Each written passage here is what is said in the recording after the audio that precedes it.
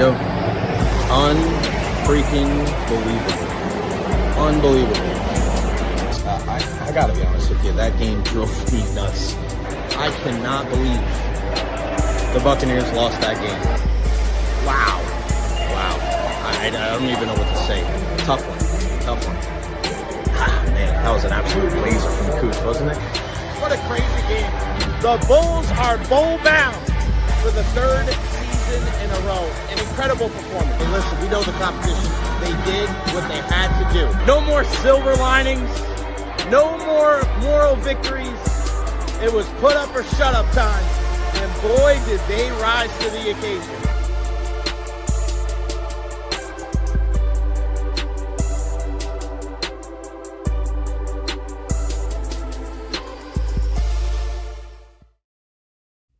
So in the words of the great Cody Rhodes, what do you want to talk about? Bro, what the hell is going on? Unbelievable, bro. Unfreaking believable. Welcome to the Recher podcast. Listen, if you needed any example of why you wanted to follow me in all my social media platforms, this was definitely the weekend why. My God, I still feel like it's the weekend. The after effects of the stadium series, I still have so much more stuff to post on my social media platforms, but hundreds of thousands of views. That's not hyperbole. Hundreds of thousands of views on all of my social media platforms. I can't thank you guys enough for consuming the content and for pushing it out there. I love you all. I really do, man. Thank you so much. Welcome to the Recher podcast, February 2nd, 2026. Where has the year gone? Where the hell did January go? January just came in and flew away. I don't know what the hell's going on. Of course, we're going to talk a lot about the stadium series. What a game last night. And I was there to be able to not only get on the field when I shouldn't have. I did some slick shit last night. I got to be honest with you. Somebody will look that way. Somebody looked that way. And I was like, and just walked straight onto the field. I didn't do too much. I didn't go all the way in. I was just in the corner. But yeah, it worked. It worked out. Also, one of the first people in the locker room, so I got a chance to be front and center for the Andre Vasilevsky discussion. A goalie fight? Really? A goalie fight? And I got in the habit of making sure that every time there was a scrum after the whistle to get my phone ready, and I got the entire goalie fight. It was amazing. It was amazing. I'm still waiting to hear back on a special guest for today. Shout out to our guy Greg Wyshynski from ESPN. He was there. He's just such a blast to have him around. Also Emily Benjamin from NHL.com, hanging out with our good friends Julie Stewart-Binks and Deandra Liu and Ed Encina, Corey Long, Eric Erlinson. Like, man, this is, again, we want to make sure that we're supporting local. I mean, last night, it could not have been any better. All of our TV guys were there. Kyle Berger and Evan Klosky and Kevin Lewis and David Shealy, and I saw Scott Smith was there. Mark Skoll was there. Bob Hansen was there. Like, just the whole crew, man. It was such an unbelievable night. And I really hope you got a chance to get out there and go to the game. And if you didn't, and I saw a couple people with FOMO, I've told you guys this a lot. If you have an opportunity to do something in your life, spending money to go on a trip or to go to a game, last night was an example of why you should do that. You're going to make that money back. Listen, if it's between that and making your house payment or that or keeping a roof over your heads, then yes, of course, the prioritization. I understand that. But last night, the memories that you'll have forever, like my feet are still cold from last. I don't know. I feel like I broke my foot somehow. Like, I don't know what it's from. Is it from wearing those crazy ass blue shoes in the freezing cold and knocking my knees together because it was so freaking cold? Maybe. I don't know why my foot hurts, but I would do it all over again.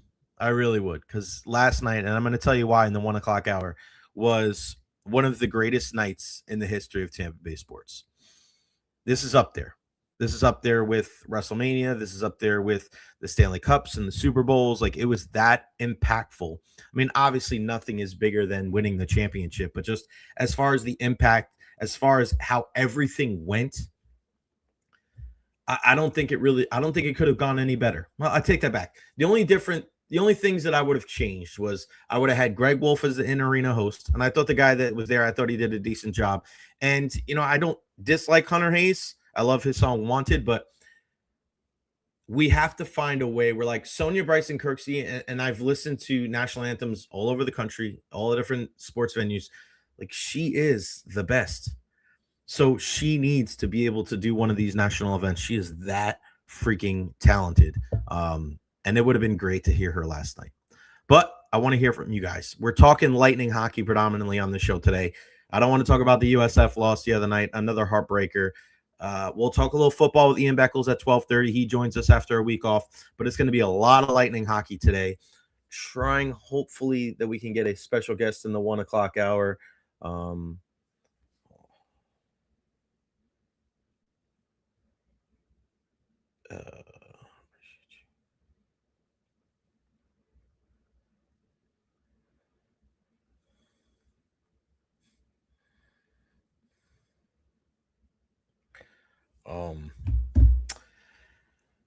A lot of Lightning talk today, of course, Stadium Series. We're going to hear from Nikita Kucherov. I was one of the only people to be able to get this audio, and it's probably the most viral thing that I did all weekend. Nikita Kucherov talking about the fight with Andrei Vasilevsky.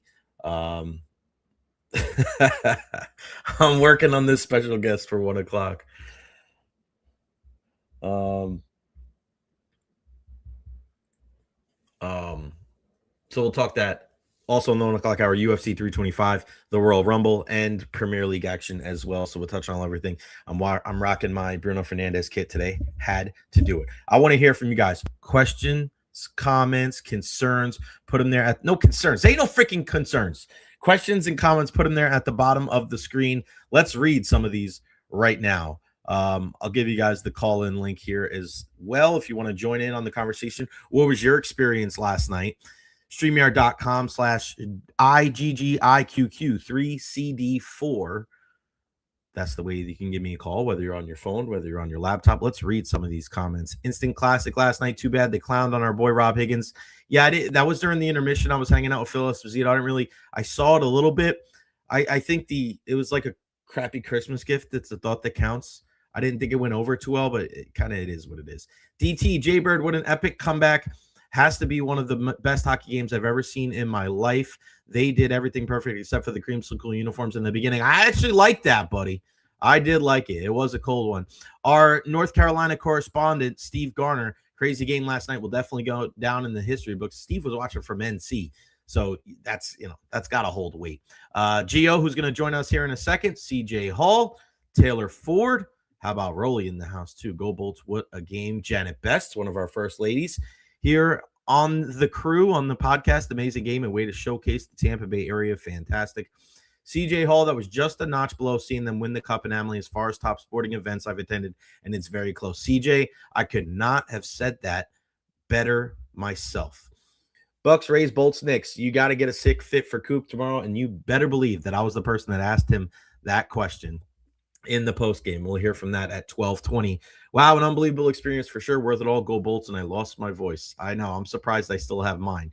What up, Jay? Our guy Dolan and all. Great game last night. Proud of this town once again, putting on such a big event that seemed to be seamless. You got that right. Unfreaking believable. Fire the cannons from our guy Hammer. A big shout out to our partners, Honest Hammer Custom Builders LLC and Evra Health. We could not do this without them. We could not do this without you guys in the super chat. Unbelievable, man. Unbelievable. I like collectibles. Power play clicking over 30% in the last 10 games. All of a sudden, it's working again. The biggest reason why? Darren Radish, in my opinion. Darren Radish has been fantastic. I loved it. Hanging out with Phil during the intermission. Not a big deal. No. Last night, Phil, we'll talk about it in a second. I want to get to Gio because he's been waiting. What's up, pal? How are you? Unbelievable. Okay. me and Nick are talking on the way home. It is up there with Game 162, with Game 7 of the ALCS in 2008 as the greatest home events ever in Tampa Bay sports history, and it's in the discussion. I've never been to a sporting event in Ray J where there were more people in their seats the entire game. Right. It was rocking. 11 seconds in, we score. We didn't play well the rest of that first period. Second period was nuts. 40 minutes and penalties. Of course, the goalie fight. Of course, Cooper coming out in that outfit was phenomenal. And I won't talk long, Jay, but that was just so much fun. I don't know what else could have happened in the game to make it more epic. And of course, we beat Boston with their stupid fans in the stands, and they're getting ready for a Super Bowl, and they were talking trash. And we come back from 4 down. I can't even believe it happened. Jay, once again, you're on the field. You break rules. You get interviews that other people can't. Fantastic job. And also, one more thing. I need to donate to this program. How do I do that? Can you explain that briefly? I'll let you go, brother. Well, I'll talk to you about that on our own time. Me and you will talk about that together. All right, buddy? All right, buddy. Hey, great show. Great show. Thank you, pal. You're the man, Gio. Gio's one of those people, man. Such an incredible support system for everybody here in the Tampa Bay area. Gio, above and beyond. He's got that Cavs championship ring. He's taking that all over the country, too. Big USF fan. We love Gio and Nick and the whole fam. It's for guys like Gio, man, I'm telling you, die-hard sports fans. That's what that event was last night. All right, Dennis in the house. What a great game. You got that right, pal. It's a night that we won't soon forget. I still can't believe it happened. And part of the reason why it was so great, and again, we'll talk about this later, is because the Boston Bruins were the opponent. Nothing but respect for an Original Six franchise like that. And, Phil Esposito, that was his squad, right? And he's the guy. We wouldn't be here without him. I don't have enough nice things to say about what happened last night. There was a lot of Boston fans there, but not where it was to the point where you had to question the percentage, right? I'd say, and because listen, Boston's going to want to come to an event like this. I wouldn't have been surprised if it was like 50-50 or 60-40 going into the game, but I think it was like 80-20 Lightning fans. I love this. I freaking love this. It was amazing. Robert Cochran, I'm going to give you 2 minutes. Go ahead, buddy.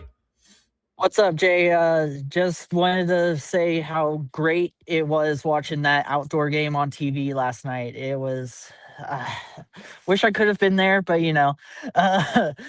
OKC. And then right after that, wouldn't you know, Thunder comes after the Lightning and we beat the snot out of that big stupid Serbian. Oh, I hate Jokic. But he's so amazing. But yeah, you're right. You had to win that game. It's South Florida versus everybody. Robert, you're the man, brother. You're the man. Bulls, Thank baby. you for calling. Go Bulls. The great Robert Cochran. What are we going to do without him? He's our Oklahoma City correspondent. Our guy. We got correspondents everywhere. We got Oklahoma City. We got North Carolina. We got Steve. We got Robert. We got everybody. It was great. It was amazing. All right. So last night's goalie fight was something that, it was one of the most epic things that you're ever going to see. It is one of the greatest moments in Tampa Bay Lightning history. This is up there with the Marty St. Louis goal in Game 6. This is up there with the Steven Stamkos goal in the bubble. This is that big. This is the Tyler Johnson late goal in playoffs. This is one of those moments that is going to go down in the history books. Unfreaking believable. And if you didn't get a chance to just see the fight, I can't believe it happened. To be there and to be able to get my phone up. Let's watch it right now together. This is my perspective last night from the press box. I'm gonna show you the goalie fight, and then you can hear it in the background. Now, listen, I was in the press box. And in the press box behind me, I don't think I told anybody this, but in the press box behind me were all the Lightning players that didn't play in the game last night. So behind me was Jack Finley, Douglas, Lilleberg, Dastu, Braden Point. I felt so bad for Pointer, man. He wanted to be out there so much, and everybody loved the fight except Pointer. I felt so bad. He wanted to be out there, man. I don't blame him. All right, here's the if you missed the goalie fight, all right, just big it up on your screen. Obviously, it's vertical because I wanted to make sure that I can share it on the reel. This is how we roll. Here's the goalie fight from last night from my point of view up in the press box.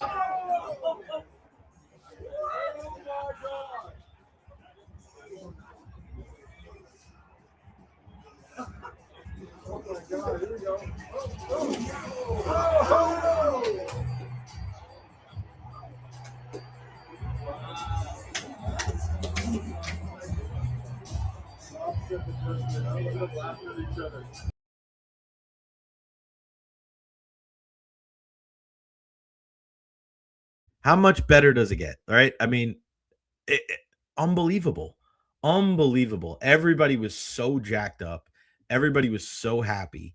And, we we go into the locker room and listen, so what happened was, sorry, I'm a little frazzled because it was such a crazy game. So everybody's like walking out. I posted the video today of everybody popping off the ice and we were waiting. And then the coaches come off the ice. Ed and Cena got such an incredible video of John Cooper smoking the cigar, walking into the locker room. And then we're kind of waiting. And everybody's on one side. And then me, DeAndre, Eric, and Ed were on another side.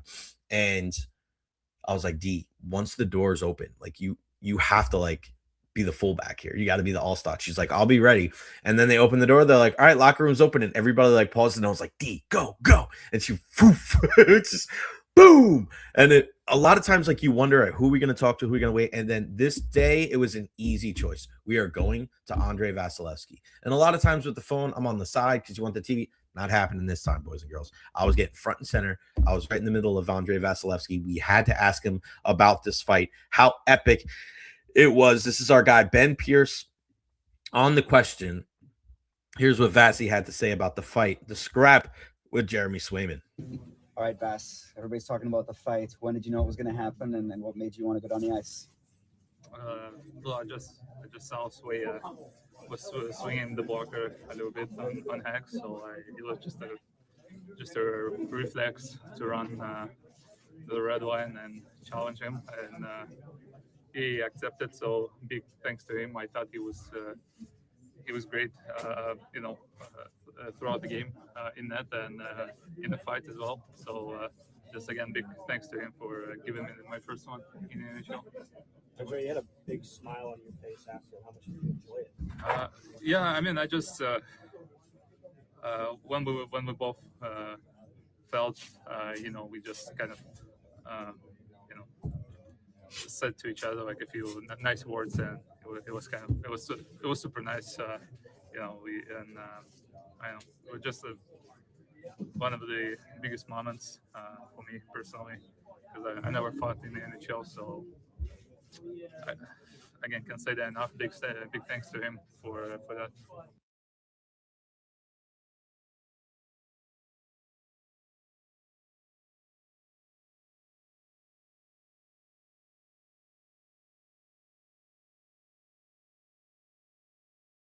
Sorry, I have to unmute the mic. I mute my mic when the video's played so you can hear it very clearly. But that's the great thing about hockey. The great thing about hockey is these guys can get an opportunity to fight, and then that's it. They just kind of shake hands and they move on. And they know what it's for. Vasy knows what it's for. It's to get his team fired up and to turn the tide. And they were down 5-1. Vasy fights, and then everything changed. Incredible. Vasy Balboa, you're right. Do players get tired of answering the same question a million times? Yeah, they do. And that's, who's the best at it? Ryan McDonough. Ryan McDonough can give a different answer to the same question over and over. That's that New York media training. It's unbelievable. We're going to hear from Nikita Kucherov again as well. I like collectibles. Any update on Tony? No. Well, John Cooper did say in the postgame last night it was more of a stinger than everything. It's very cold out last night. The locker room's so far away. I wouldn't read too much into it. I don't think it's going to be a long-term thing. But we'll keep you abreast of the situation. We'll be back. I will be live tomorrow from Benchmark International Arena. Lightning in action tomorrow night as well. Okay, so you guys know when it comes to a guy like Nikita Kucherov, he is not a big talker. Out of all the times that he has spoken on video. I think I've gotten most of them. That was in the All-Star game down in South Florida a couple years ago, and then of course the famous chat that we had in Toronto after that stuff.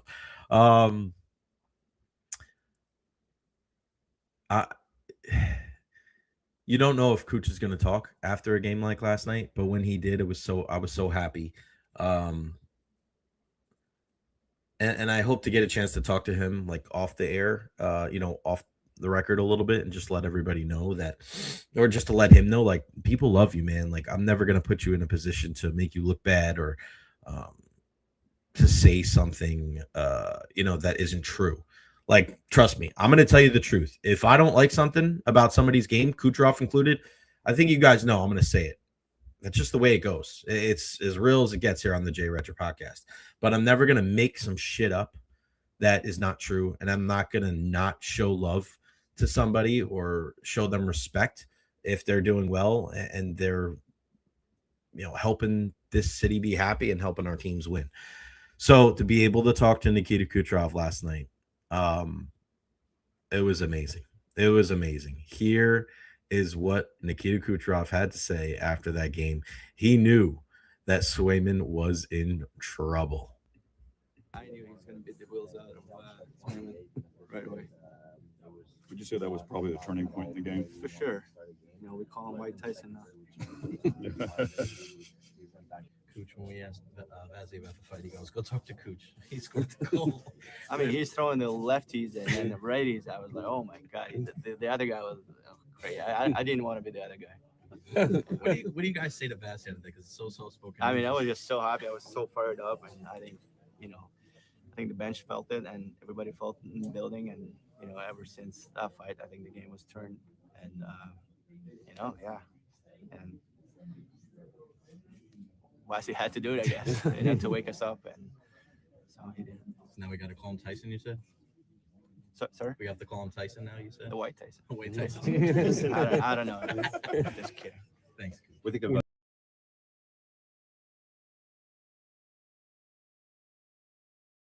I did it again. My goodness. It's not my first time doing this podcast on this platform either, yet I'm still talking during the mute. That's how excited I am about what happened last night. All right, I'm not muted again. Yes, just to hear Kucherov, I mean, it was great. It was great. He was so happy. And he was like, I'm just kidding about the White Tyson thing. I'm like, nah, man, you're good. You're good. Everything's fine. Last night was just amazing. It really was. And to be able to be there in person, I don't take nights like last night for granted.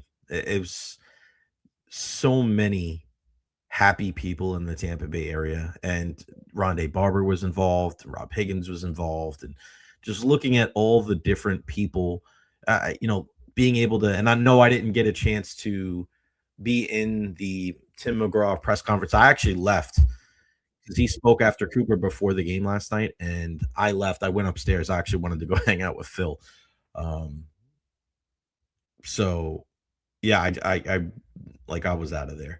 And me and Phil were just kind of hanging out before the game. We were talking about a lot of different things. Who was using Mike's locker is a good question. So they cut the locker room in half, and I was very interested in that. I think so. Where the majority of the lockers were on where the corners and the D-backs are at. So that's where like Moser and McDonough and Chernak. So one of those guys had like Antoine Winfield Jr.'s locker and Zion's locker. And then the other side was kind of like where Logan Hall and Vita and guys like that. So on the other side of where like the little cooler was, that's where like Baker and Teddy and Godwin and Evans, like that was on the other side of the curtain. So the Lightning only needed that one half. So I don't think anybody used like the offensive guys. It was pretty much all the defensive guys. Good question. Nobody brought that up, but that's a great question. And then, of course, with John Cooper rocking the fit last night, I feel like it was only right that I was the one guy that asked him the question, right? I thought that if there was any opportunity for me to ask John Cooper a question, it had to be the fashion one. Do I dress like a maniac tomorrow for the game? I don't know. I don't have that kind of swag. He looked so good last night. Tony Montana. Unbelievable. I had to ask him, Coop, what is up with this? Coop, tell me about the fit. How about that outfit? Tell us, please describe what went into the thought process of looking like Tony Montana out there. Yeah, it was. I don't know, it was the tip of the cap, no pun intended, to the heritage of Tampa and our staff. We've been known to hit Ybor City a little bit and smoke some cigars as a little staff outing. So we thought it was apropos to kind of go down that road. And then it grew. It grew into gold chains and canes and rings. This event doesn't come around very often. Probably dressing like this doesn't come around very often either. So it was part of it this time. Kind of fun. Come on. That was a lot of fun. You know it. I still can't believe that this dude went out there dressed like that. And I was like, okay, if you legit just go switch your outfit. Hold on, I'm making sure that I have my stuff for Beck ready. Like, if you would have told me that John Cooper wore that for the first period and then was like, you know what? I got to go change because it is very cold. I think a lot of people would have said, all right, no problem. No problem at all. We get it. It's fucking freezing out there. But no, John Cooper, it's like he just kept going back out there and he was smoking that cigar. And I posted the video of Coop walking back in. Nigel Kerwin gave me a little bump as he walked by. Last night, you want to talk about the spotlight of the sports world. I don't know if many people were focused on the Pro Bowl. I know the Grammys were going on, but there were so many people on my timeline watching the hockey game last night and saying how well it looked. And the production was out of this world. The way that the ice looked, the way that the surrounding environment was, it was insane. It was really insane. And it just shows that when Tampa puts its mind to something, they're really going to go about it in a way that's going to make our community look good. And that's what we saw last night. Can you imagine Phil Esposito trying to bring a team to Florida and then seeing that come out like all these years later, 35 years later, a hockey game outside in Florida, and the weather obliged. It was, everything worked out so perfect. And that's even going back to Saturday. We haven't even talked about Saturday, getting there and the practice inside the tent.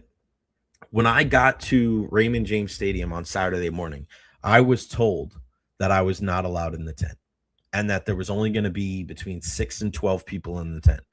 It was going to be Eric Erlinson and Ed Encina and a couple of people from NHL.com, and I was not going to be allowed in there. Ben Pierce, the Lightning beat writer, did not think that he was allowed in there. And I was like, damn, man, I'm going to be sitting up in the press box, like just not doing shit while everybody else is watching practice inside.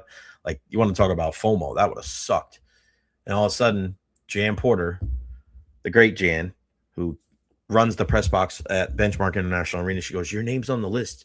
You're allowed to go in. And I was like, what? And she showed me my name. Ben's name was on the list. Julie's name, Eric, Ed, Deandra, Corey. Like, it was really cool to be able to be on that list. So shout out to the NHL for being one of those people that was able to go into the tent and to see. And I was hanging out with Ryan Pepio and freaking Ian Seymour and Junior Caminero. They were all standing next to me and we were talking, and they were asking me about the ice, and the ice was not great for practice. It was not. Coop was not happy. Cooch was not happy. But the ice was much better for the game last night. And Braden Point was up in the press box, and I asked him about the ice, and he goes, no, it was really good today, and they'll be happy with it. So that was a good sign. But to be able to be there and to be able to take that all in, it was, to be in that tent was like being in a local arena. There was a low roof and the lighting wasn't great. So if you were a kid and you grew up and you went to like a small arena in your hometown, and you know exactly what I'm talking about. And it was just such a good time, man. It really was. And This is the reason why you get into sports media. You know, I say all the time, it's tough to be away from my family, but when you have a day like you did on Saturday and, of course, on Sunday, you really can't compare. All right, let's bring him in for our weekly chat. He took the week off last week. Is that a Tupac shirt? I like that, man. Dear Mama. There you go, buddy. I like that a lot. What's going on, Beck? How are you? Chilling, bro. What's good? Nothing much, man. Did you enjoy your week off? I did. I enjoyed it. I'm still recovering from it. I took a week off, but it was to get rid of my storage unit. I have a storage unit that's costing me $550 a month that I don't ever look at. And I said that's enough because I'm broke, and I was getting all that stuff out by myself. So it was a long. I'm about 2/3 done. So it was a long week. My body hurts. I hear you, buddy.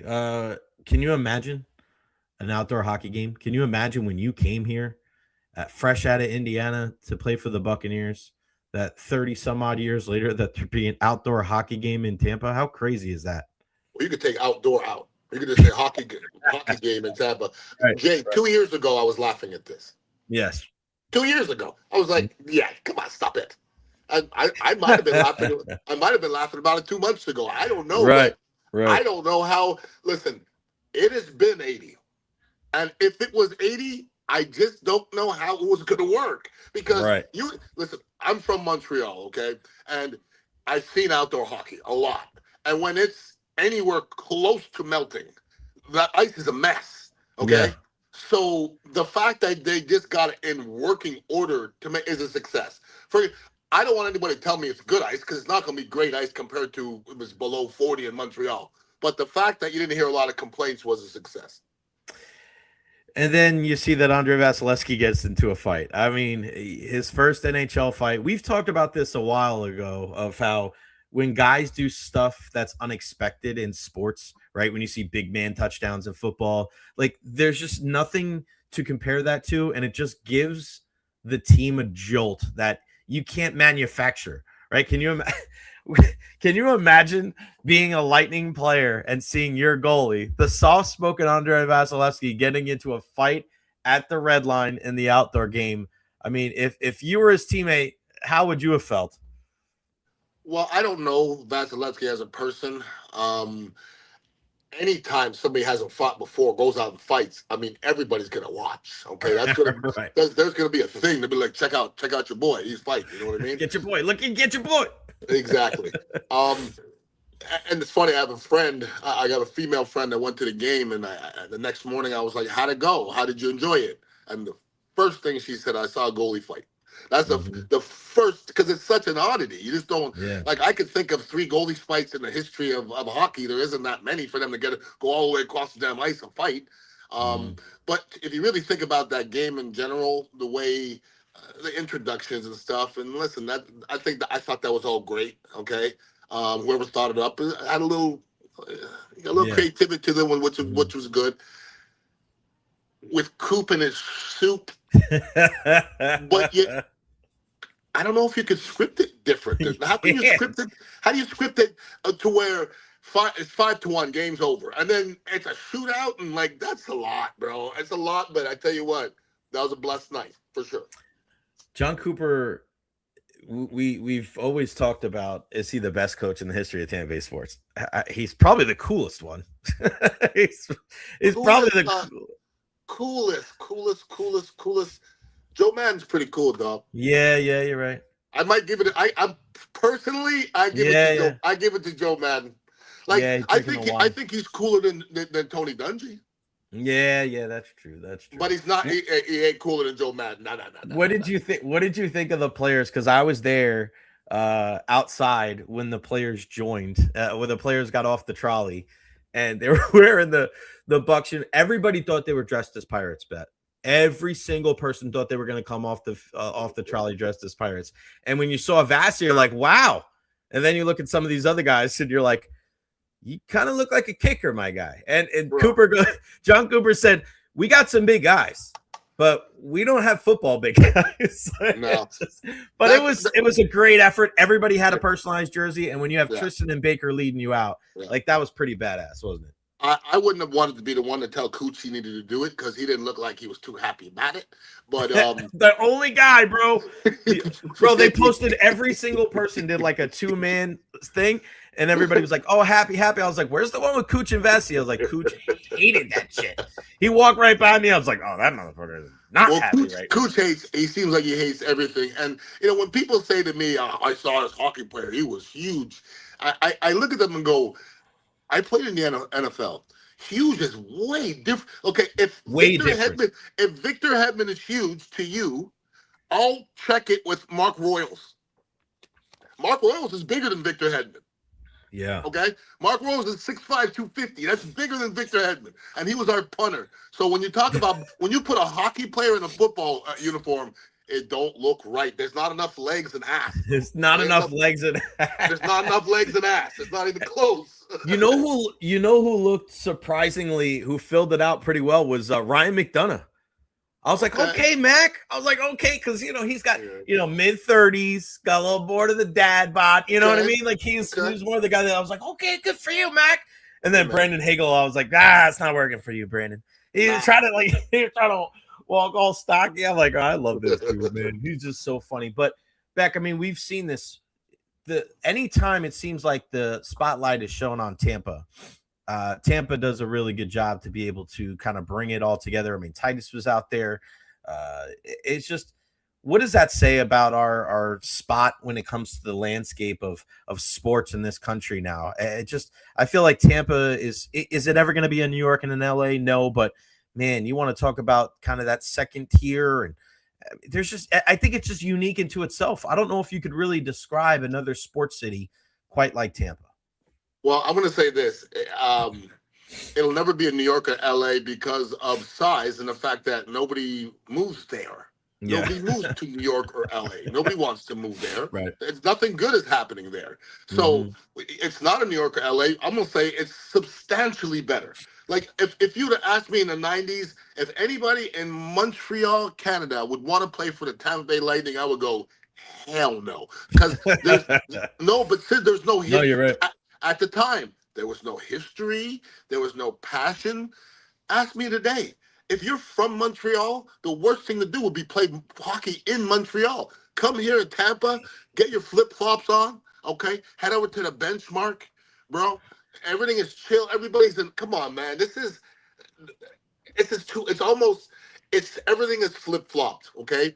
Everything is flip-flopped, except the Rays are still funny, okay? But they have new ownership, so I'm going to give them some time to do. But the Buccaneers and the Lightning used to be terrible destinations, and that's flopped. That's not the case, and it's because of the Tampa Bay area and the fact we live in paradise and some of the people that we've had running things. Because we've had, between the Lightning and the Buccaneers, it's a lot of Hall of Famers, bro. Although you just don't see Hall of Famers like that in that short a period of time in both sports. Yeah, and you also have like epic personalities too, right? So like Pat Maroon will never be a Hall of Famer, but like that's an epic guy that's on national TV all the time. Even though they're not going to go in as Buccaneers, just the fact that Brady and Gronk were here and AB, like just different personalities that have been able to be around here in the last 10, 12 years with the Tampa Bay Lightning. And I tell you what, brother, walking past the Buccaneers locker room and seeing Lightning stuff all over it was surreal, man. I was having just like this out-of-body experience. Like, what the hell is this? It was just so crazy. And you told me back in the day, as you were playing with the Buccaneers, what was that relationship like with the Lightning? Is it how it is today, like with Baker and Tristan? It wasn't, right? There was nothing. No, I mean, well, I left Tampa Bay. Well, 96 was my last year, and I was 95 was the first Lightning year. 92, I think it was. Okay, so there's really not a lot of overlap. Yeah. And at that time, I mean, they stunk. They stunk. Nobody was talking about the Lightning in 96. Nobody was talking about the Buccaneers in 96. So it wasn't much going on. It was two crappy teams. You could collaborate, but it wouldn't be much of anything. So, I don't remember meeting a lot of the players. I don't remember there's any kind of cross promotions. Now Well, I'm not positive. I see it. I mean, when I went to a Lightning game and I was up there in the Lightning box, I saw the whole offensive line in Lightning jerseys, and I'm thinking, yeah, that never happened when I played. First of all, I've never seen the offensive line out together when I played. Period. More or less, all in the same jersey, out representing something. So I love seeing stuff like that. Yeah, it was amazing, man, and it was just again a weekend that we won't soon forget. Since the last time we talked, the Buccaneers got a new offensive coordinator, Zach Robinson. Came from that Liam Cohen tree, obviously worked with Bijan in the Falcons last year. I know it's tough because we don't know necessarily quite yet. We can only really judge him on what he's going to do with the Buccaneers. But, he was my guy that, Mike McDaniel wasn't going to be available. A guy like Zach Robinson who's got experience calling plays. This is the guy that I was hoping that the Buccaneers would give a look, and they have. What's your kind of early take on him being the new OC for Todd Bowles? I mean, he'll have as much success as they are healthy and talented. I mean, personally, this is the fourth in a row. This is fourth offensive coordinator in a row, 4 years in a row. Five, yes. Leftwich, Canales, Cohen, Grizzard, and Robinson. Right. So out of all those, who's the best? Cohen. What if he coached last year? Would he be the best? Yeah, we don't know. I say probably not. Not with all those injuries. He wouldn't be the best. Okay, so once again, I hate to evaluate people before they come here because that's tough. This is what I do. I talk to people that are around him. You know what he's talking about? Yes, that's it. That's it. I mean, there's not much more than that. If the players say you know what the hell he's talking about, and he knows what he's talking about, and if the Bucs stay healthy, and if our receivers are good and our offensive line is good, and we run the ball, he'll be good. If not, he'll stink. Mike Evans, there was a report out from Tony Pauline that he's less than a 50-50 chance to return to Tampa Bay. But we're not. And I said, if you don't hear from a Schefter or a Pelissero or, hearing it from any of the locals, Ira, Scott, Greg, Rick, those kind of guys, I would take it with a grain of salt because it's the time for rumors and innuendo and stuff like that. But from what you've been able to glean, and again, I know you don't know him personally, but I wanted to caution everybody last week and say that Mike is going to do what's best for him and his family. If he wants to be able to go home to Texas and play in front of his friends and family and play for Houston or play for the Cowboys, like, can you imagine growing up in Texas, right? Can you imagine growing up in Texas knowing how big the Cowboys are and you get an opportunity at the end of your career to go play for them and put that star on and play with Dak and CD? Like, I don't know if you're not from there. And listen, you know how much I dislike the Cowboys, but I would get it, right? I would get it. If you're a kid that grew up in the Bronx and you play baseball and you have an opportunity at the end of your career to play for the Yankees, like, just makes sense, right? But if you you're thinking about Mike, what kind of, do you think that matters to his legacy, being a Rondé and a Derek Brooks where he plays for a Buccaneer, where he only wears the Buccaneer uniform? Or do you think he's one of those guys where it's just like, because he was close to leaving last time and his wife was like, hey, maybe we should stay here. I'm kind of split, man. I'm kind of 50-50. It's ultimately going to be his decision, but he's earned that right, playing it and being such a good professional for all these years. As far as legacy goes, legacy is something we just talk about while it's happening. Right. Okay. 10 years from now, you think somebody's going to say, well, what about that last year when he went to Texans? They're not. Okay. So legacy is something you talk about in the now. It's not going to matter. At the end of it, probably 40 years from now, Mike Evans is probably going to still be the best Buccaneer wide receiver of all times. Now, for me to sit here and tell you what's the best move for Mike Evans is crazy. I'm not doing that because there's so much evaluation and weighing in to go. Okay, so say I don't know Mike Evans' personal situation at home. Okay, so we'll say we'll make Mike Evans Ian Beckles. All right. And they say Ian Beckles is here in Tampa, played here for 10, 12 years. I got a 13-year-old kid, a 15-year-old kid that are in school, that are in high school, and I get to go to Dallas and play for the Dallas Cowboys, and my kids are crying because they got to leave their friends and their high school.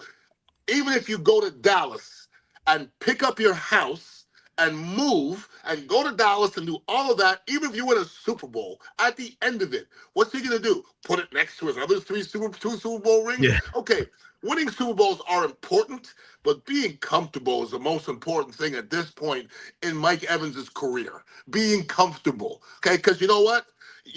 if I give you right now, Jay, a chance to pick one team to go to make to the Super Bowl next year, I'm gonna tell you what, you'll be wrong. Yeah. You'll be wrong. So everybody, we'll go. What if he wants to go to Kansas City? Or Kansas City didn't make the playoffs this year. You can stay here in Tampa Bay, and Tampa Bay might go 13-4 next year. We don't know that. Mm-hmm. So grass isn't always greener. That being said, if you don't win a championship, boy, stay. Boy, if you stay here, nobody talks bad about you here because you the man. You go to Texans and you miss first 4 games, they're talking bad about you. Stay. That's your advice to Mike Evans. Stay. Stay. It's kind of like the Chris Godwin thing, and I thought he made a smart move too, coming off that injury, not going to Jacksonville or not going to New England, because nobody was bitching and moaning about Chris Godwin's return last year. They were just like, all right, well, Chris, we're here. We know what you can do. Come back, take your time. Oh, he got injured again. Nobody was complaining so much about Chris Godwin being injury prone last year, right? Everybody was just like, all right, we know what the injury was like. He'll be 100% going into next year. But if he went to New England or he went to Jacksonville, ironically enough, 2 teams that ended up making the playoffs back, I mean, people would have looked at Chris Godwin's year as a disappointment, and they would have probably said some mean things that, oh, he was just robbing, right? That's how it would have been like. Well, I mean, you're going to say, why did we go get Tampa scraps, okay? Right. Chris Godwin's not ours. He's ours. He's a Buccaneer, okay? So it's not Tampa. He's ours. He's not our scraps. So when we talk, if I say Chris Godwin, right away I'm going to say, oh, it's a Warrior, man. He put it out in the field and blah, blah, blah. If he went to Jacksonville, Chris Godwin, oh, that's that bum came from Tampa Bay that he barely played any games this year, and he didn't do, and he made this much money. So, bro, sometimes staying home, man, is the best thing in the world because we love him here. Everybody loves him here, and people love Mike. You can get 25%, 40% elsewhere. There's state taxes, all kind of taxes, man. It's state. Yeah, no doubt about it. Super Bowl coming up on Sunday. What's going on? You guys doing anything for the Super Bowl over there? Yeah, man. I mean, we're always strapped for every big game. Dignitary Cafe. We'll be back here watching it. We have a couple New England fans here, and we're not going to hold out against them. I'm not a New England fan. I'm not a Seahawks fan either. But I'll be cheering for the Seahawks because I don't want to listen to any of the New England fans anymore. I don't like their mouths. I can smell them from here. They were all smelly last night at the game. Oh my God! There's so many. They were shut up. We shut them up for like 5-6 years. Yes. And now we got to listen to them again. I don't want to, Jay. I don't like it either. I don't like it. Is it? I mean, and you know me. You asked me how many games do you watch a week? A lot. How many games do you watch today? Already? No, today was a different. Today's different because it's a Monday and it was a lot of Lightning stuff. Okay. But like over the weekend, like yes, even over the weekend with the Stadium Series, right? Yeah. I still watched Knicks Lakers. I still watched UFC 325. I still watched Shakur Stevenson and Teofimo Lopez, a little bit of that. I still watched Australian Open. I watched both of the men's semifinals. Of course, I watched the Stadium Series game. College basketball, watch a little bit of that with Duke. USF and their loss. Yeah, probably a good 20 maybe this weekend. Yeah, it's about the average. 20. It's about the average for me. Which is more than I watched all last year. But is it me or just I feel like there's a buzz missing from the Super Bowl this year. Am I right or wrong? Oh, you're right on the nose, dude. It's weird. I was talking to somebody about it today. They're like, "Are you gonna watch the game?" I said, "Of course I'm gonna watch the game." I go, I care so less about this game, so little that I don't even want to put money on it. I don't want to have to cheer. And I literally, like, there's nothing. I don't see. There's usually a story. Yeah, what's the story? What is the story? Sam Darnold and I guess the 2 quarterbacks is a story, but they're boring. They're boring. I mean, I don't see it. I mean, if you're a New England fan, you're a Seattle fan, I get it. But if you're not, that ain't one that I have to. And sometimes you see a game, you go, "Oh man, I need to watch. Mm-hmm. I need to watch this." There's none of that in this for me. I'm gonna watch it and probably enjoy it, but I see Seattle getting on them too. I don't see New England as that team. I've been wrong before. You watch this Super Bowl because it's the Super Bowl, right? That's all. It's what you do every year on that Yes. Sunday. You watch the final NFL game of the season. It's part of Americana. It's part of our routine as I'd say Americans, but people watch it all over the world.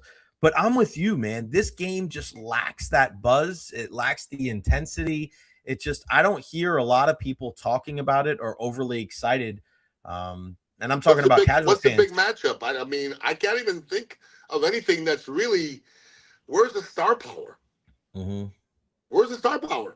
Who is the biggest star in this Super Bowl? Jesus Christ! Is it Mike Vrabel? It might be the coach. Wow. Right? I think you're right there. I can't pick a player, Jay. And it's not like there's not good players. Because listen, Christian Gonzalez is a phenomenal cornerback. Jackson Smith and Jigba's a great player. Jackson Smith and Jigba, for my money, this year was the best receiver in football. But nobody knows him, Jay. No, not at the level of a Jefferson or Chase or any of these other guys. But you're right, Beck. And listen, we know the players. It's not like they're not great players, but Jackson Smith and Jigba is not a household name. Like he's not all over the commercials. He's not a Justin Jefferson. He's not a Jamar Chase. He's not even a Mike Evans when it comes to star power. Listen, I've been saying this on the show for the last couple of weeks. I think he was the best receiver in football this year. But who is the star of this Super Bowl? The star of this Super Bowl is probably Mike Vrabel, right? Or Bad Bunny in the halftime show, right? Let's go back to the last time the Patriots played the Seahawks. We have Russell Wilson, we have Marshawn Lynch, we have the whole defense for Seattle. We have both coaches. We have Tom Brady. I mean, like literally, dude. There's Gronk. There's so many, and this year it's like, and I don't want to downplay these guys because they deserve to get there. It's just. I don't know. You know what's going to happen, right? It's going to be a great game. That's what happens. That's what happens in sports. Is you have a game like this, you're like, I don't know why we're watching this. There's no stars. It's just a Super Bowl. And these oftentimes turn out to be the best games. Yeah. I hope you're right. Wild. Yeah, me too, man. Me too. It's going to be the last football game. And it's kind of crazy too. And I was just looking at Trisha Whitaker. Now that a couple of weeks have gone by, can you still believe like Indiana national champions? Yeah, I did the Mike Calter show this morning. I think it might have been my first time since. And he was like, man, I haven't seen you since your Hoosiers won. I'm like, that's old news, buddy. We've moved on. we're worried about next year now. Well, we moved on to next year, like Bill Belichick. Oh, my God. Bill Belichick. Yeah, man. I don't even know what to really say about Bill Belichick. I wanted to ask you something before I let you go, because I said this on the show last week and I was at the arena, and I wanted to get your 2 cents on this because our former boss was trying to give me some grief on social about it. We'll talk about this on Wednesday. But what do you make of these former professional athletes that go on the air and they just kind of say whatever they want to say? Because what I pointed out to is that we're not taking anything away from these guys that played the game or guys that cover the game for all these years. But it just seems like we are going down a path where guys that even though they were professional athletes, they can just say whatever the heck they want.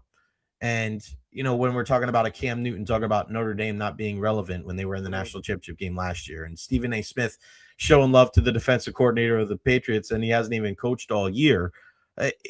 It really doesn't matter anymore what people say, does it, Beck? It's more of, as long as you're entertaining, as long as you provide a hot take. I mean, that's the kind of thing that plays now in 2026. But it's been like that, Jay. Nothing has changed, really. I mean, listen, there's a lot of... You don't think it's become more flagrant? I just feel like it's gotten worse. Nah. I just think there's more people speaking. That's why and I think that's why I say that, because I just think that there's more of an outlet for people, because people don't need to do that in post-game press conferences or when they're getting interviewed on TV. They could do it themselves with a computer or a cell phone, right? So that's why that noise gets amplified, because Draymond Green could be in his own backyard or Cam Newton could be in his own office. Yeah, but Jay, you know that when you're doing what we do, you're going to make mistakes, okay? That's part of it. Right. But the reason why people tune in is entertainment. It's not that you know what the hell you're talking about. It's really not. I mean, people don't tune into Pat McAfee and go, man, what he said was brilliant. They just go, that dude is cool. I want to hang out with him and I want to have a beer. Okay. Right. So when you're seeing guys like Cam Newton, listen, Cam Newton's an NFL quarterback. Okay. If I talk to him about quarterbacking, I will definitely listen to what he says because he has a leg up on me. Right. If I listen to him on his evaluation of the Notre Dame football team, I don't know if he doesn't have a bias. Okay, Yeah. I don't know if Cam Newton, like if I evaluate the Michigan Wolverines, it's going to be hard for me to sway to fuck them. Okay, Yeah. That's just the way it is. So it's one of those things where pick your guy. If you like what he says, go with that. Everybody else, take it with a grain of salt. Because it doesn't even matter where you've gone and what you've done. It doesn't mean you're an expert at everything. And when you have a microphone in your face like we do, when I talk of things, I really do believe what I say is true. Okay? But there's still two sides to a lot of things. And I think here in America, we're going crazy because we're going crazy about a lot of stuff that has two sides. You see what I'm saying? And so when I'm listening to guys like Cam Newton, all Cam Newton is doing is wearing crazy hats and being entertaining. And as long as we talk about him, he is being relevant and he is winning. So congratulations to Cam. Yeah, he's winning at the end of the day. He's winning. Right? He's That's winning. the way it goes. What's going on at the Dignitary Cafe, my brother? Just hanging out. Emma's at the bar doing her thing. Other than that, we just living our day to day. Ponzo's walking around doing his thing. There he is. Ponzo! Yeah, Ponzo. But we're all trying to stay warm here at Dignitary. We have hot coffee. If people are cold off the street, we got hot coffee. Come in, get some kava and Kratom and hot coffee. That's what we do. It's a beautiful thing. The great Ian Beckles, the great 20th century philosopher Ian H. Beckles, 4817 Southwest Shore Boulevard, Dignitary Cafe. Get you some kava, get you some kratom, and yeah, man, real chill vibes, 420 friendly. Beckles and Recher podcast on Wednesday at the cafe, and yeah, you know how we do it, man. We break it all down. Beck, you're the best, man. Great to talk to you. I'll see you on Wednesday, my friend. One love, kid. All right, buddy. The great Ian Beckles. One of the best things about being in the Tampa medium is oh man, we can hold on, boys and girls.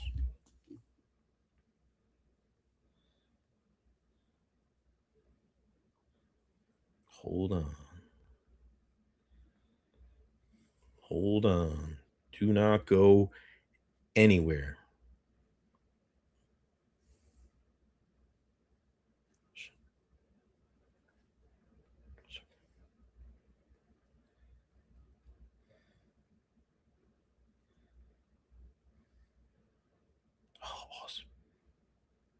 Beautiful.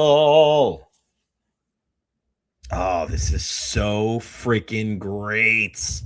Our special guest. Hold on.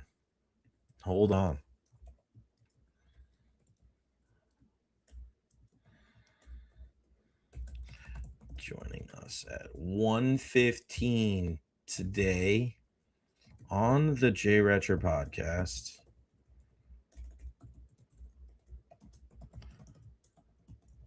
Lightning defenseman JJ Moser. Let's go. Mo is joining us on the show today at 1:15. Just got confirmation. You do not want to miss this at all. My guy JJ, the man, Manchester United's own, joining us on the program. Cannot wait. He's the best, bro. I freaking love this guy.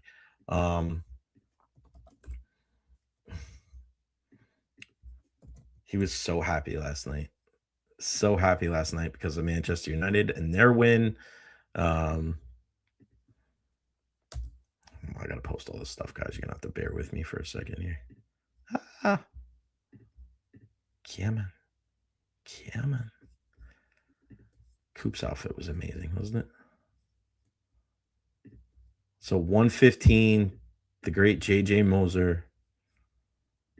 Tell your friends.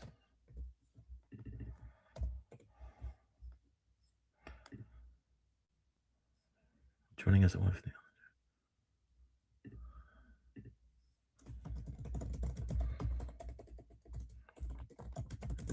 How cool is that, huh? He just got home. He's going to join us on the program.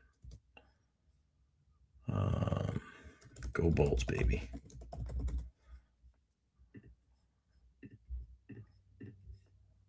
The man, the myth, the legend, the great J.J. Moser, Manchester United fan, the beast that he is.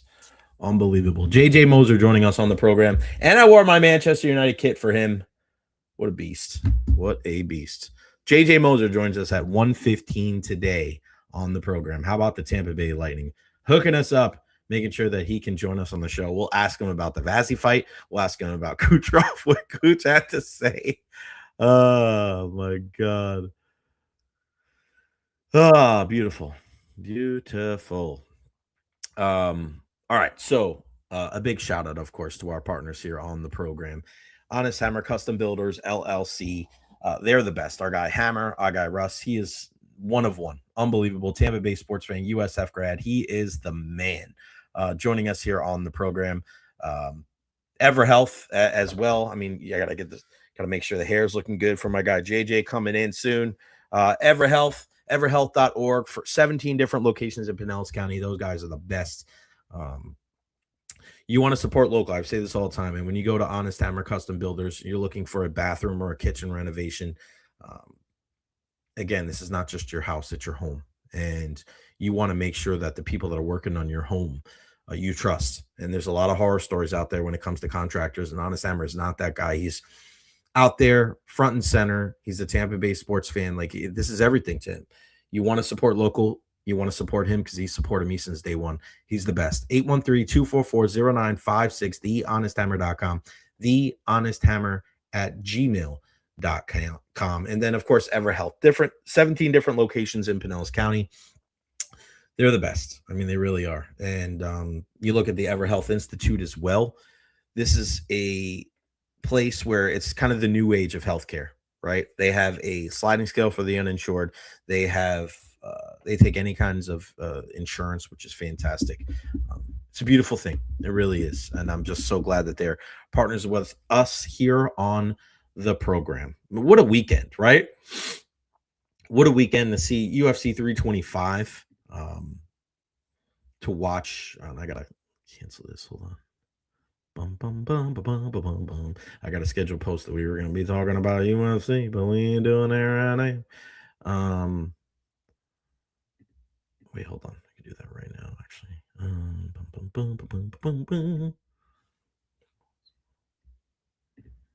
do that instead. There you go. 104 8004. Unbelievable event that Tampa put on. And last night, like, obviously watching all the different things, seeing all the just all the events from this weekend, right? There was so much. I was just mentioning with Ian, Shakur Stevenson stayed undefeated. He beat Teofimo Lopez. I mean, Alexander Volkanovski with a pretty much a shutout over Diego Lopez in their second fight. It's just, what a weekend, right? What a freaking weekend. The Royal Rumble, we had our Royal Rumble roundtable on Friday, and Roman Reigns and Liv Morgan, your big winners there. AJ Styles gets retired by Gunther. Also, Sami Zayn loses to Drew McIntyre. So we shall see what the storylines. Tonight is one of my favorite Monday Night Raws because it's that, all right, the road to WrestleMania is on. So it's a beautiful thing. And we'll talk some, of course, Manchester United. I'm rocking the kit today with J.J. Moser here in a bit. Can't wait for him to join us here on the program. Again, J.J. Moser, if you're just joining us, Lightning defenseman J.J. Moser joins us at 1:15 today. You do not want to miss that. I wanted to touch on a couple of things about the game last night, too, because the one thing that made me laugh last night was how the Bruins were blaming the referees. I mean, the only people that you can blame is yourselves. Once your goalie went toe-to-toe with the Big Cat, you disappeared. You didn't score any goals after that. None. Zip, zilch, nada. No more in regulation. Not one in overtime. Sorry that Pasternak one did not count. and you got stoned on all 3 attempts in the shootout. Now, Pasta wants to complain about the call in OT. Well, okay, buddy. You had a chance to keep the game alive in the final round of the shootout. But no, puck on your stick. You hit the post. Is it the Irons' fault that you didn't score? Boston had only 5 shots in the third period and zero in overtime. They went up 5-1 and then started taking penalty after penalty after penalty after penalty and couldn't get a kill. It is not how you start. It is how you finish. It's a 60-minute game, sometimes 65 plus, not 30. Sorry, Boston. Again, don't blame the refs. You sound like sore losers. You can only blame yourselves. Now, last night was one of the biggest nights in the history of Tampa Bay sports. From the start of the day, there were thousands, and I'm talking thousands, of fans tailgating outside of Recher. I'm talking hours before puck drop because I got there early. From Baker and Tristan leading the team off the trolley into the stadium as the team was dressed as Tampa Bay Buccaneers, to John Cooper and his staff and their iconic gangster look. It was a day and a night to remember. Hagel with the fastest goal in outdoor hockey history, then the team falling behind 5-1, and then getting the ultimate shot in the arm via the left hand of the big cat Andrei Vasilevsky to help the team rebound and storm back. All those power play goals. Nikita Kucherov ties it at 5 with a wicked slapper. And controversy as well with the Pasta disallowed goal. And then Kucherov had the breakaway in overtime. He misses. And then they go to the shootout. Gensel with the game winner. Vasy wins the battle of 88s against Pasternak. Cannons fired. Fireworks show. All in all, a fantastic night. Perfect hockey weather. I mean, stick taps to the Bruins too. Listen, part of the reason why this day and this night was so special was because it was them who were involved. An original 6 team, boatload of history. Their Patriots costumes were incredible. And trust me, I saw them.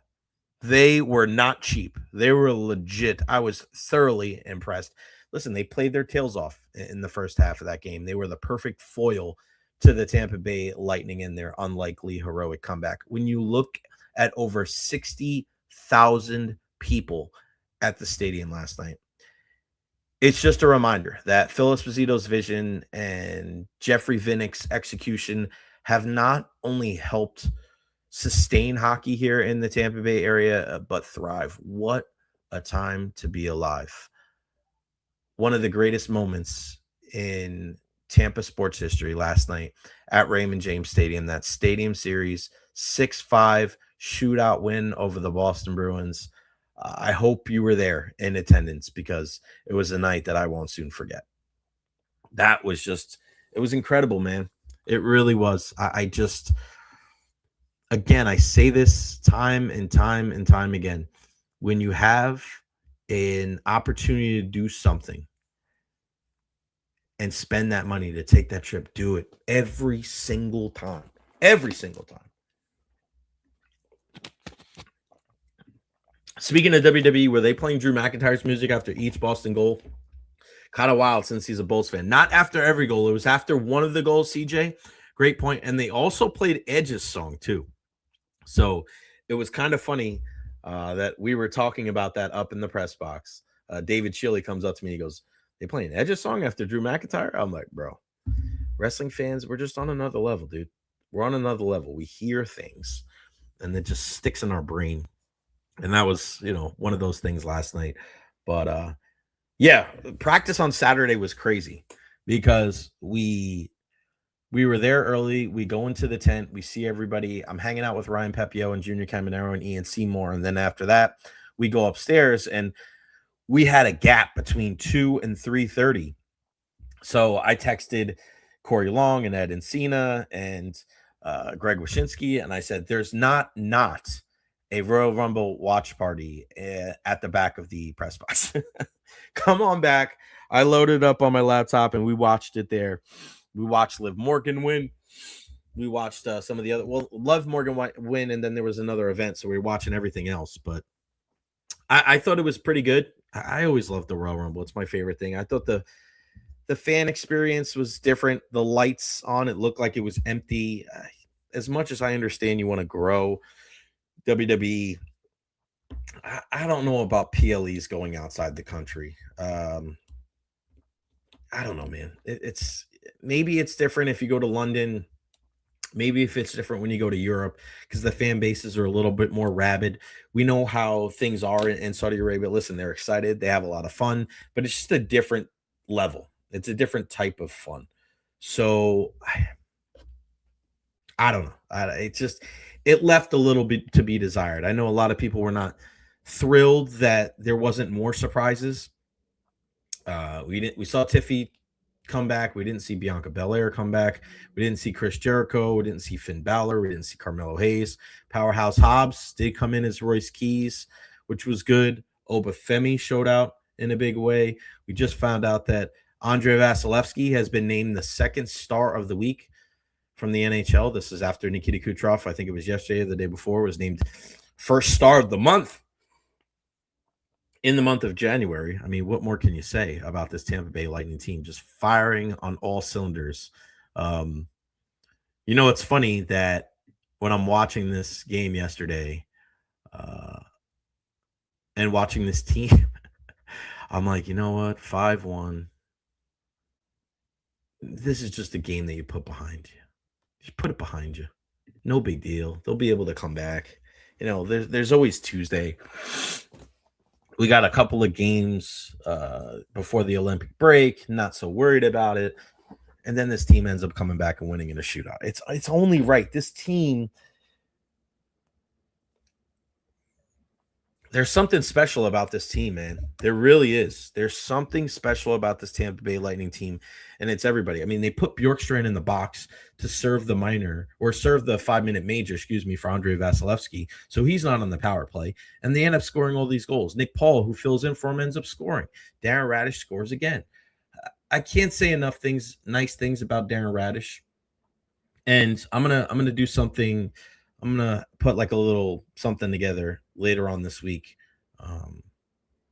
about Darren Radish, because he's a true inspiration to us here in the Tampa Bay area, dealing with his father having stage 4 cancer. We know that he's, just brought another little one into the family. And he has to understand, right? He has to understand what the future is looking like for this team and for him. Is he going to be here next year? We already had this discussion with Julien Brisebois, and he said that, listen, he's in line for a life-changing contract. And I just find it harder and harder and harder to believe that he's not going to be back next year. He's playing so well. He really is. And he's just such a good guy. He's always been so good to me. I can't say enough nice things about Darren Radish. He's all class, man. He really is. And to see a guy that spent so much time in the minor leagues to be able to come back and to just play as well as he did, I mean, it was incredible. Last night, there was a bunch of Yankees at the game, too. It looks like Austin Wells and Ben Rice and Aaron Judge was there. Anthony Volpe was there. Wow, a lot of guys. Some Boston fans. What the hell's wrong with these guys? Jason Dominguez wearing a Bruins jersey? Oh, come on. Judgy, we got to get – Judge goes to a lot of games there at Raymond James Studio as well. God, wearing Boston stuff? What is wrong with those guys? You're the Yankees. If anything, you'd have to cheer for the Lightning, not the Bruins. Oh, God. I thought that's something we could share. That's one thing that I was very happy about moving to the Tampa Bay area, is that I could share my distaste for that city with everybody. Very, very happy. But when you see that, rough. No bueno. If you're just joining us, JJ Moser, Lightning defenseman, is going to join us here momentarily. And of course, we're going to talk some Manchester United. I'm wearing my kit today, my special Bruno Fernandes. Big 3-2 win for the Red Devils over Fulham. They were up 2-0, tied 2-2, and then Benjamin Šeško with an incredible goal less than a minute later. It's Unbelievable. My guy, Sean Peters.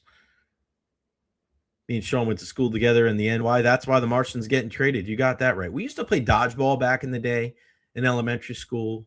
Mulligan Elementary, Charles A. Mulligan Elementary, with Mr. Heinz, our principal, and Ron Tischler, my 6th grade teacher. And Sean Peters was one of the best cam blockers of all time. My guy would get down there. We did a little different growing up when we played dodgeball. It wasn't just you threw the dodgeballs at the other people on the other side. We had 2 cans set up on each side too. So you didn't always have to knock everybody out. You just had to hit the cans. So I like that we added that element of the dodgeball, and they would just put them on the line. And my guy, Sean Peters, I mean, he was just incredible, an incredible cam blocker. Yeah, it's just how we roll here on the program. All right, let's bring him in. He's the one and only, my guy. And I had to wear this special. I didn't know if he was going to join us on the program today, but I did. He's here with us. I'm rocking this for you, my good friend, the one and only JJ Moser, joining us on the program. What's going on, brother? How are you? Absolutely beautiful shirt you got there. My guy. No, everything's good. Oh, my God, brother. I tell you what, your video last night, to start, I don't know if you saw it, but I posted last night. Your video, you were so happy even before talking about hockey that United won 3 in a row with Michael Carrick. I mean, yesterday was a good day for you, my friend. Sure was. So let's start with just the entire weekend, brother. The practice on Saturday and then the game last night. I mean, could you have imagined that you'd be able to play in an outdoor game like that here in the Tampa Bay area? No, not at all. I guess obviously it's pretty special to have that in Florida, in Tampa. But yeah, the weather made it forget that you're actually in Florida. Yeah. Have you ever, since you've been here, have you ever experienced weather that cold here? No, I'm pretty sure that's the coldest I've experienced ever since I got here. And it kind of, came at a special timing. It's almost like it like the hockey gods smiled down on the Tampa Bay area, right? Like it was like, we need you guys to have this type of weather. Before you came on, I was just talking about Darren Radish, and just so inspirational. I mean, being able to get to know Ratty over the last couple of years, know what he's going through with his pops. Ed Encina wrote such a great story about him in the Tampa Bay Times and what his dad's dealing with, and obviously, a new little one brought into the family. And what has it been like to be able to play with a guy like that? All the defensemen go down, a bunch of young guys in there, and you guys get really elevated to kind of the vets, back there on the blue line. What is it like being able to kind of play with him and to see his growth this year? It's just a lot of fun more than anything. No, he has been unreal the whole season, ever since we kind of got into that role, and he's always kind of had that in him. I would say, like, he's always kind of there, and then now he got the chance and took it by its horns and just ran with it. It's just super cool to see how he does it, how he plays, and be part of that, and it makes my job way easier. That's for sure too. But no, he has been outstanding. He obviously always had that offensive ability and kind of the flair, but he really has, in my opinion, taken a big step also defensively, which is super important to be able to kind of play those big minutes and also against the other team's top line and be solid defensively, because at the end of the day, that's what wins you games and wins you championships in the end. So no, super proud of him and super inspired by him, how he just took that and is playing lights out. What was it like to see Hagel score that first goal? I mean, we've seen, and it was a little surprising because for the last couple of weeks, the first line over the boards every week is Gord Gergensons and Holmberg. And I was like, oh, we're starting with Hagel, Cirelli, and Kuch. I mean, and then Hag scores 11 seconds into it. What was that like? Could you even get used to the game yet before the puck went in the net? It just, none of us barely sat down in the press box before that puck went in. Exactly. It kind of caught you off guard before you could kind of understand what was going on. It was already in the back of the net, and you're like, whoa, this is cool. And then honestly, just started off that way, started off with a bang. in a stadium series game like that has been like long anticipated, and has been a long build up, and then you score 11 seconds in, you're almost like caught a little bit off guard, and no, it was very cool to start it with that. What was Coop's message after the first period? Because a lot of the things, and people would say, "Oh, this isn't going well." This is a one-off game, right? It's hard to look at this game and say, "Well, they're not playing well, or they are playing well because of this," because you're never going to play in this environment again for the rest of this season. So, how did Coop handle that after the first period? Does he talk about the extenuating circumstances of like while you're playing in an outdoor game, or was it just kind of get back to doing? Because you did end up giving up 2 more, but what was the kind of the mindset after that first period, after you jumped out to the lead, then you gave up 3? Yeah, we all felt it, that we didn't play our way, our brand of hockey. I think, or I don't know if the whole everything around it had to do anything with it. Like, a lot of build up, a lot of things are going on besides it, and then you start a period and you're just not playing your kind of game.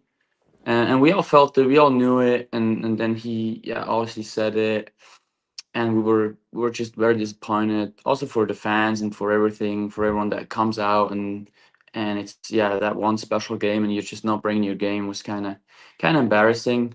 But then we knew, if we just turn it around, if we get more physical, if we get more simple and direct, that we can come back from that in 40 minutes. And then we started playing better at the start of the second period, and still got those 2 goals where it was kind of out of nowhere, where they didn't really have much, but then they still scored those 2 goals. But even with that, we still knew if we just keep playing that way, we were going to have our chances, and if we capitalize on them, we can come back from that. And that's what we want to more than anything, to just do it for the fans and give them a good game, and kind of make it worth that they came out to this event, and not be there and lose 5-1 and be a boring game. Yeah, no doubt about it. And that's one thing that I try to tell fans sometimes is like, you may feel bad, you may be angry, but they're in the game. Like, they're feeling it worse than you are. They don't want to be out there losing 5-1. Shit, they get it. All right, so tell me, I asked you last night, but I got to ask you again. Seeing Andrei Vasilevsky go to center ice and square up with Jeremy Swayman, what was that like for you to be able to watch that? And also, how did that kind of rally the troops and motivate you guys to kind of turn it around and kind of get back to playing Lightning hockey? I've never seen a goalie fight live, and seeing a goalie fight in a stadium series with that kind of a backdrop was, no, it's just iconic. It's just iconic. It's it's a gutsy play. It was crucial for our team to just send a message that that we're not going down. We're not going down, and even if we would lose that game, we would still try everything we can, and it just shows that that he's also prepared to do anything possible, or everything, to get us back, and to kind of put a statement and say, no, we're not going down easy. If we're going down, we're not going down easy. That's for sure. I mean, I've known Cooch for 12 years, and I've never had a conversation like I had. He was so happy because they're they're best friends, right? Like, they've been around each other for so long, and Cooch was so happy talking about Vasy last night. It was just so cool to see him like that. It was just such a good time, and you guys battle back, right? And it was amazing. And then you get to overtime, and then I'm there, and I'm watching from like the floor level, like right by where you guys walked out of, and I see Pasternak's goal go in, but you kind of hear some whistles, and I'm like, I don't think that counted. What did you see from your perspective on that? Because it looked like everybody was like, oh, and I was like, wait a second, this isn't going to count. What did you see? We had that 2-on-1 on the other end, and I just decided to make the play, like give it right back to Cooch, and then it looked like something like held him away of scoring that goal. And then I'm thinking about running back. I see the ref's arm go up initially, so I'm like, all right, this is a penalty. So I even stopped skating. We stopped playing because the ref's arm goes up, and that's the only thing that can be the reason why the ref's arm goes up. That they just took a penalty on that, and then the ref doesn't blow the whistle. So I see Swayman leave their net, and I'm like, oh, what is that? And then I start running back. And they end up scoring, but I was like, there's no chance this counts. There's no chance this counts because the ref's arm was up, and it was confusing though. It just seemed, I mean, you felt a little bit for them because you're like, oh, they think the game's over, and it was like, no, but it was tough to hear. I mean, what was it like on the ice with the fans being so far away? Because usually they're right on top of the glass. Does that take a little while to get used to, because it seems like it's like a distant roar rather than kind of right up on the glass there? It is different for sure. It's nothing like you've ever played in or experienced. But the fans were there and giving their best too and bringing the heat. So we really enjoyed that, and it was just a great atmosphere, and it just has a completely different feel. If there's no roof, if it's just not an arena. If it's more open, it's completely different. It's hard to like compare, but it was definitely awesome to just play under the sky. All right, so let me ask you about the Buccaneer uniforms, because everybody and their mother, as we're sitting out there, they're dressing as pirates, right? They're dressing as pirates, right? They're dressing as pirates. And I'm like, yeah, I guess it's Gasparilla weekend. And even Hetty said, everybody thought we were going to dress as pirates. What was your thought process when that was first broached? Like, who brings that up? Like, was that something where they bring it up and like, hey, what do you guys think? Or this is exactly what we're going to do? Like, who makes that decision? Was that a Hetty decision? Was that a group decision? And then when you first put the jersey and the uniform on, what was that like?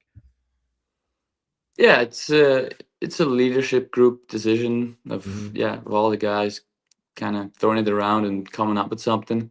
And I think it was cool that we didn't go with the obvious one, but that would have been easy, kind of like throw a change up in there. But it was very cool. It was special to, like, first of all, try to put on these shoulder pads, which was not the easiest, and then realizing how like little padding they have. I'm like, whoa, how do you play football with like almost no padding? And thinking of all the Charlie horses you would have to get, and how you'd feel after a game for the next couple of days. But no, it was very cool, and also the color is it popped.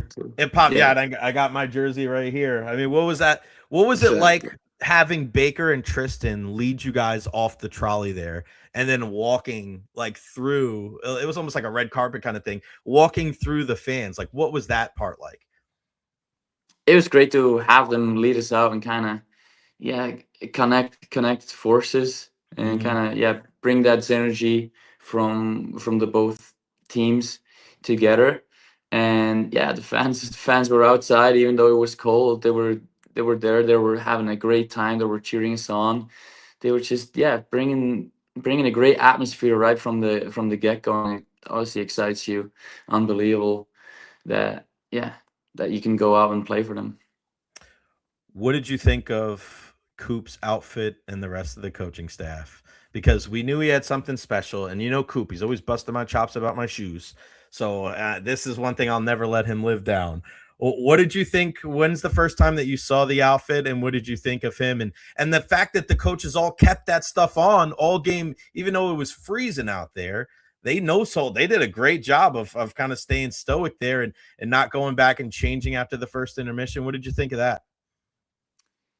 100%. We saw them just when they walked in to give the pregame speech, and I loved the outfit. It was good looking. Obviously, it's savage if you come out in an outfit like that, and then you're halfway through the game and you see down 5-1.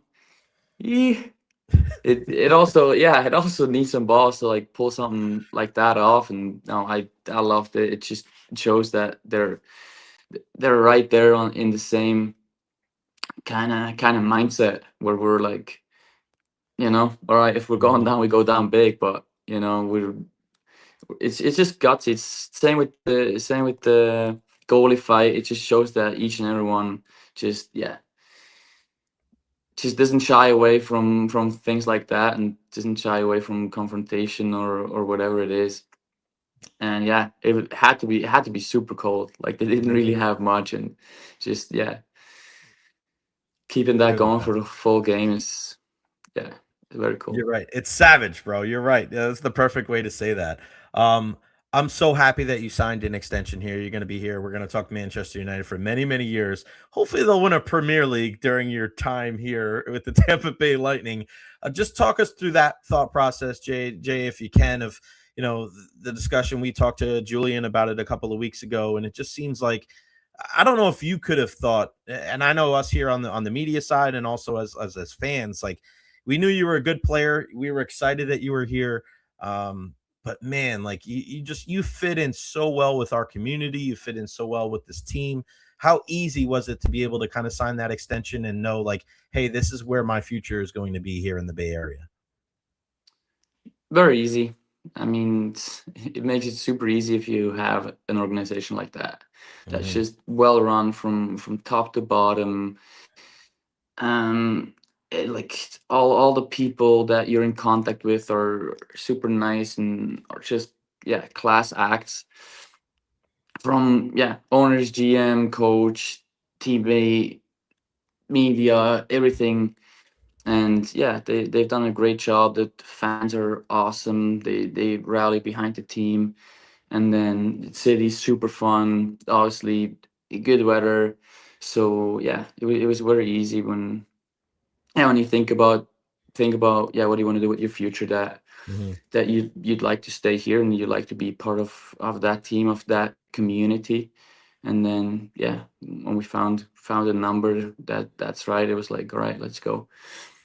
That's great, man. And the only person that we have a problem with is Breezer, because he's an Arsenal fan. So that's the only thing we'll say about that. We're always busting his chops. It was great to see you at the watch event too. I mean, how cool is that to be able to have?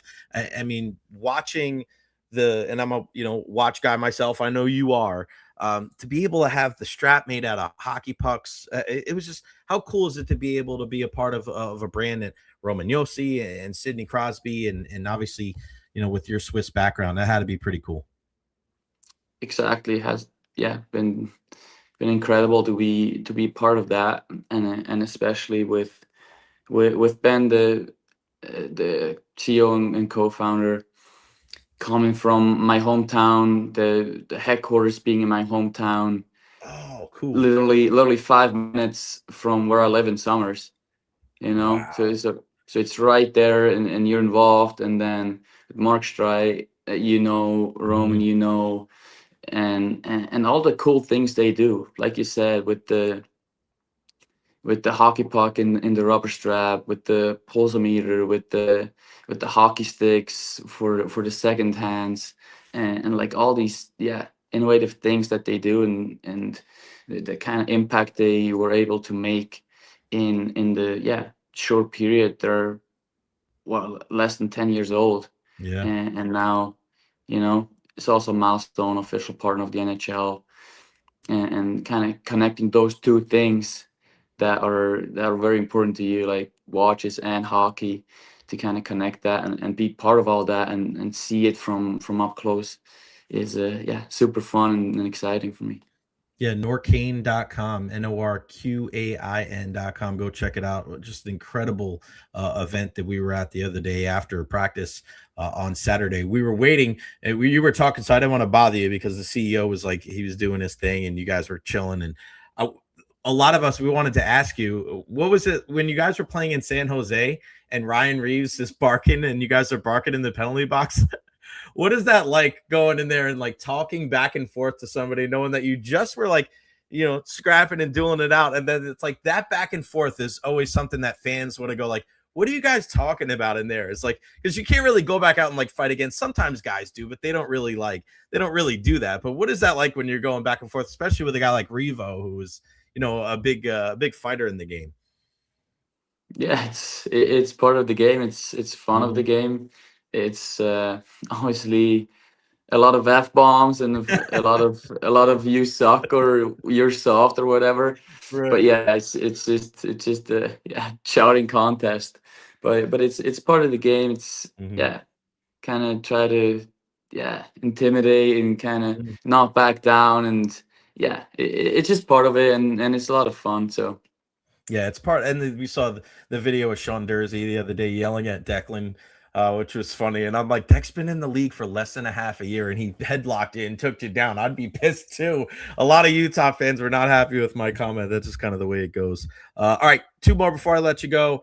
Olympics coming up, brother. And, with me and my great grandparents coming from Switzerland, we're always, keeping a close eye on the Swiss. How excited are you to be able to go represent your country? Obviously, got a couple of games before that. You don't want to put the cart before the horse, but a lot of the talk here of so many of the guys with the Lightning being able to go to represent their country. You mentioned Mark Straight, and we know that there's like 97,000 Swiss players on the Devils. But what is that like to be able to go represent your country, man? That's got to be able to be special for you. Incredibly special. Always a great, huge honor if you can, represent your country and play for your country. And now, for the first time, like best on best, see where you're standing. No, not just in the World Championship, but in an actual best on best competition, and see how you compare to the other nations if they have their absolute best players. And looking forward to see what we can do. Yeah, it's gonna be fun, man. All right, before I let you go, what does Michael Carrick got to do to keep the job at Manchester United? Would you keep him on? As I'm rocking my Bruno Fernandes kit from last year. Big 3-2 win for our boys yesterday over Fulham. Would you be okay with them staying with Michael Carrick, or do you think they should go for Luis Enrique or Carlo Ancelotti or Thomas Tuchel after the World Cup? Should they go after somebody like that? The PSG guy with Enrique, Tuchel's with England, Ancelotti's with Brazil. Do they need a big name like that, or do they stay with a guy like Michael Carrick, who has some managerial experience with Middlesbrough and being the caretaker manager at one time, and a guy that obviously knows the DNA of Manchester United? Well, if he wins his first 5 straight and the guy has to cut his hair off or gets to cut his hair off, then you for sure have to talk about it. I think they had the big time managers in the past too, and it didn't really work better. I mean, there's a lot of good names out there that you can talk and think about, but I wouldn't like rule it out for him to stay there, and I wouldn't be mad at that, especially with him having the Man United DNA and all the things that Sir Alex Ferguson brought in there to kind of revive that and have that culture and structure again. I wouldn't mind it at all. And shout out to United Strand, that guy, man. He needs to get that haircut, man. 5 straight wins on the bounce, and then he'll go and get those clippers and get his haircut. I cannot wait. And also cannot wait to chat with you, buddy, over the next decade or so, talking all things hockey. My sincerest thanks and gratitude, not just for your time today, my friend, but for always having time for me inside the Lightning locker room. I mean, you make my job a whole hell of a lot easier, and it's people like you, man, that make me really grateful that I do this for a living. So thanks so much for your time today and for always chatting with me on game days and practice. So enjoy the rest of your day off, and I'll see you tomorrow at the rink, my friend. Thank you. Thank you for having me on your show. See you tomorrow. Buddy. See you, buddy. The great JJ Moser. Doesn't get much better than that, man. We are so lucky and grateful that he is here in the Tampa Bay area. He is the best, just unbelievable play this year. The plus minus, him playing with Hedman, him playing with Radish. Like, it don't stop. It don't stop. He's just such a great guy, and we will put that on my channel and everybody be able to see the chat we just had with him. We touched on a little bit of everything, didn't we? With Mo, we touched on a little bit of everything. We talked about the fight. We talked about the uniforms. We talked about Coach Cooper. We talked about everything with our guy JJ Moser. He is one of one. What a great show today, and a lot of Lightning talk. Who says that you only have to talk about football in order to have a good show? Fantastic. What a fantastic weekend. I love you all. Thank you so much for the support. Make sure you follow me on all social media platforms, Facebook, YouTube, Twitter, Twitch, TikTok, Instagram, whether you're our local correspondent like Benny, our North Carolina correspondent like Steve, or Robert at OKC. Could not do this without you guys. Thank you so very much for all that you do. Of course, Honest Hammer Custom Builders, LLC, 813-244-0956, EverHealth, every single one of the super chats, guys, $1, $2, $5, $10, $15, whatever you guys can do to contribute. Kill that like button. The more likes and subscribers, the better. And we'll be back tomorrow live from the arena. And hopefully we'll talk to D'Angelo Liu on the program tomorrow. No show Friday. I got some personal stuff I got to take care of. Nothing to be concerned about, but got stuff on Friday I got to take care of. Double E joins us on Wednesday, Eric Erlinson. Thursday, of course, Ed Encina, and the injury report with Dr. Carlos Rodriguez. We got the Beckles and Recher podcast on Wednesday as well. Again, at J Recher, like and subscribe on YouTube. What a weekend here in the Tampa Bay area. Team Tampa Bay, stand up. You did a wonderful job. You should all be very, very proud of yourselves, and this is only the beginning. I think this is going to be a historic year for our Tampa Bay Lightning. I love you all. We'll see you tomorrow at noon, live from Benchmark International Arena at noon, right here on the J Recher podcast. I'm gone.